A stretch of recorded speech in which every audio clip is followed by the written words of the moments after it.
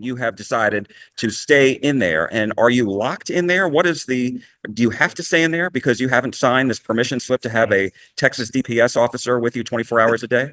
Look, I don't have any of that. I have nothing to lose. All I'm here to do is fight for my constituents. And we're back, y'all. Thank you for watching today. Go ahead and hit that like button, my people. You know that it helps us out a ton.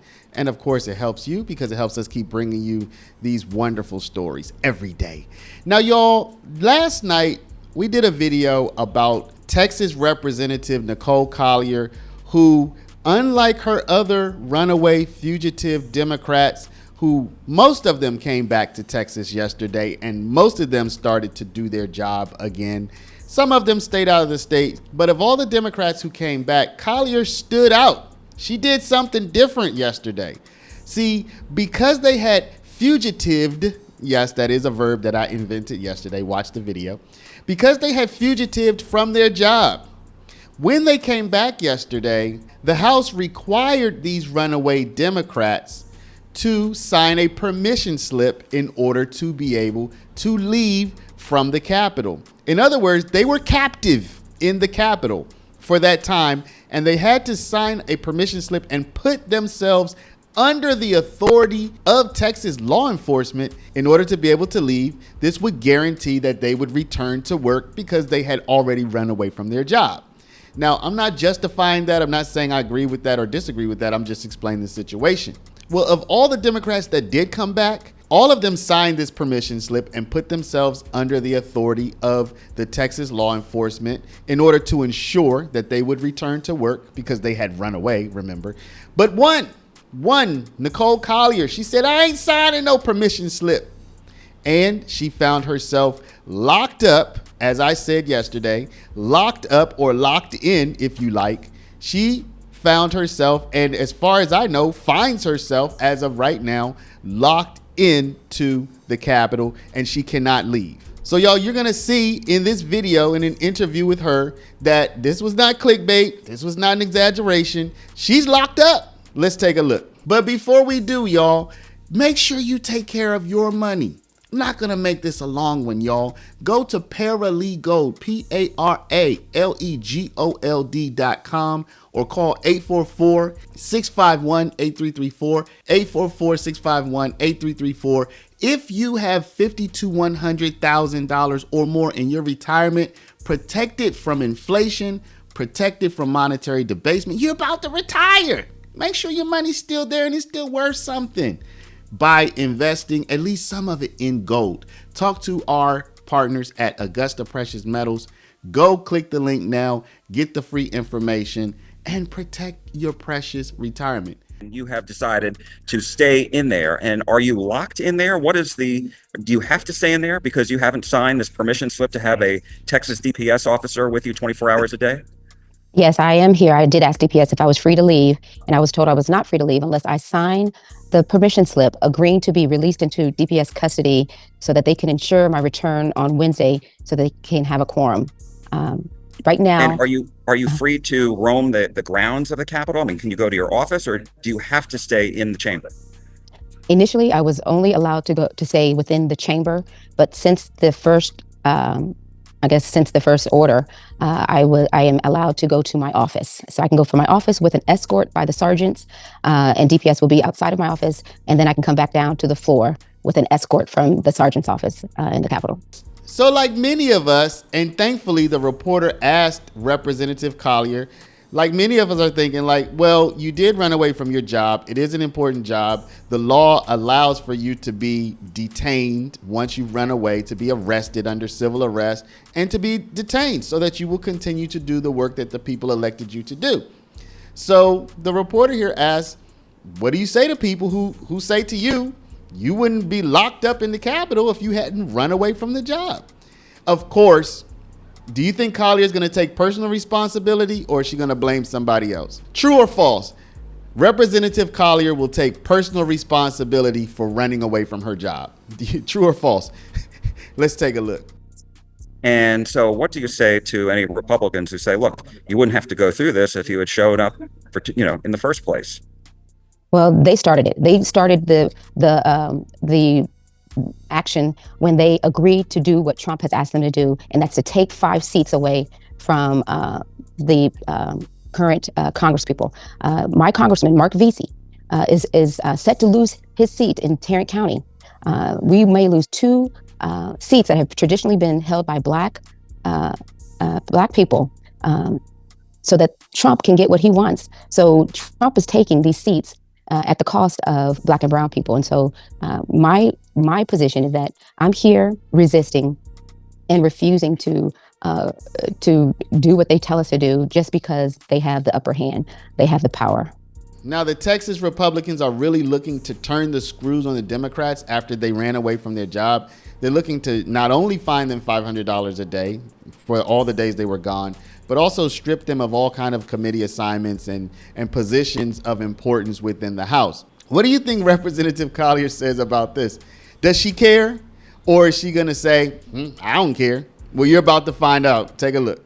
And let me ask you about potential penalties that House Democrats may face beyond the daily fines, beyond the costs of Texas DPS going out and searching for Democrats across the state. Some Republicans I spoke with said they really want to see Democrats lose their vice chairmanships of committees, lose their chairmanships of subcommittees, lose their seniority. What do you say to that? Look, I don't have any of that. I have nothing to lose. All I'm here to do is fight for my constituents. Even if I had that, again, I would put it all on the line to make sure that I take a stand. They will do whatever they want. So, y'all, I'm going to say this, and I said this in yesterday's video, but I'm going to say it again. I'm going to say it more resoundingly, and I'm really serious about this. I don't respect the way they ran away from the job.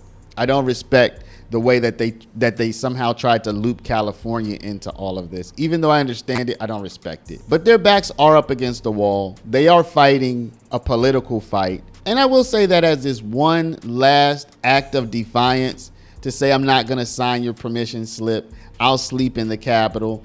I'll sacrifice a few days, weeks, or whatever it is until I get to go home. I respect it. I really do. I respect it. She knows she's not going to change the course of history. She knows she's not going to. She knows that this will not amount to anything that will affect anything. But it still feels like something I would do. I don't think I will run away from the job. I don't think they would be able to convince me of that one, particularly when there's no path to get anything really changed by doing so. But could I see myself saying, I ain't signing your permission slip. Forget that. I'll sleep here. Especially if I wasn't thinking, just acting. I can see myself doing that. So I can respect that. I know many of y'all might not agree. But again, not justifying the running away part. And that's what led to her needing the permission slip in the first place. I get that. But at the point where they tell me sign this permission slip, I can definitely see myself saying, nah, I'm not going to do that. So y'all, let me know what you think. So this is the question. You wouldn't run away from your job. I know. So that's not the question. You wouldn't run away from your job. That great. Neither would I, hopefully. But at the moment you find yourself having to sign that permission slip, do you think you would just sign it? Or do you think you might be like Collier and say, you know what? I'll sleep here. Eventually, she's going to probably sign it, right? But let me know what you would do. In the comments below, let me know what you would do. But I'm going to say this, because I know sometimes people just don't get the message. The question is not, would you run away? The question is not, would you even be in this position if you didn't run away and all that? That's not the question. The question is, if you the moment you find yourself in a position to sign that permission slip, do you think you would sign it or would you take a stand? Let me know down in the comments, y'all. But before you do, please stop, hit the share button, share this video out over email, text message, WhatsApp, Facebook, Snapchat, Instagram, all of your favorite social mediums. Of course, if you're not a subscriber, please do subscribe. For all my people with the retirement, go to our link, Paralegold, PARALEGOLD.com. Download the information and see how you can protect your retirement from the upsies, downsies, roundsies, and roundsies with gold, the oldest, strongest, hardest money mankind has ever known. And speak to my people at Augusta Precious Metals at 844-651-8334. Thank y'all for watching. Love y'all, and we'll see you back in the next one. The House Redistricting Committee has now passed the maps, the new congressional maps that will give Republicans 5 new majority seats. It could come to the House floor on Wednesday at the earliest. So how big of a floor fight do you expect there to be? Well, I got nothing but time. I'm going to be here. I'll be prepared. I've asked the chair of the House Democratic Caucus to join me. He is here, and we will be working together. All of us, all the Democrats, will be working together to get that legal record set so that we can take this fight to the courts. We worked hard to make sure that we gained the support of California, and the Governor Newsom has agreed to bring up his body to have a temporary hold on their independent commission so that they can pass different maps and that would neutralize what Texas is doing. And so it's important that we continue to raise awareness and fight and resist in ways that show that we will not be bullied. We will not be pushovers. We are here to fight, and I am proud of the work that we've done as Democrats to make that known. I know when I spoke with Chairman Wu earlier, he said that they want to get these maps in front of the U.S. Supreme Court as soon as possible, because after a certain point in time, they will not look at changing the maps if it's really close to the election. And the problem for Democrats is that these maps and ballots need to be in place by mid-January for the March 3rd primary. So talk to me a little bit about how concerned you are about the timing.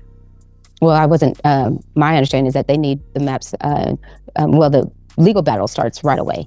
The concern is that the court won't take them up once the process for filing starts. So, you can file to be on the ballot in November. So we want to make sure that we challenge them before November of this year. We're not looking to wait till January. We're not risking that. We want to continue the fight immediately. And this is the way that we do it. And of course, they have shown us what their priority is. It's not the people of Texas, because if it was, we would be taking up flood relief and protection for the campers and for those who have suffered such tragic losses. We would be doing that instead of taking up redistricting and taking up rigging our elections and silencing the voices of Black and brown Texans. If that was truly their intent, that would be first. But we know what their intent is, and that's to silence Black and brown voters. And so do you have any plans to go back to your office, or are you just going to stay camped out inside the chamber here? I mean, I have no plans. Literally, when I woke up this morning, my goal was to come here and fight any type of motion that would change the rules that would harm the Democrats' ability to fight. That was my goal. I know when we got here, the speaker continued the call saying that no member could leave, but unless they signed the permission slip agreeing to go into DPS custody. So I refused. I feel like this is another exercise of authority and power over people of color, over people who resist. The maps are no different. It's a way, these maps that have been requested by Trump and the DC billionaires are a way to have power over those who are smaller, less than them. And this exercise, this requirement that we be trailed by DPS officers who could be out there fighting crime is not only a waste of taxpayer dollars, but it is also offensive to the dignity of each one of us who have been elected by our constituents to come here and fight. Now, the other Democrats, everybody else, I believe, signed the permission slip, so they're going to be escorted. But you really felt that strongly that you just wanted to stay inside here and not sign that. Well, I didn't want to stay. I just refused to go along. I just refused to agree to their terms. I mean, I have a right to resist. I have a right to oppose, just like my voters do, just like Texans have a right to challenge government. And that's what I'm doing. I'm challenging these decisions that are being made. I don't agree with them. And this is the peaceful way that I am expressing it.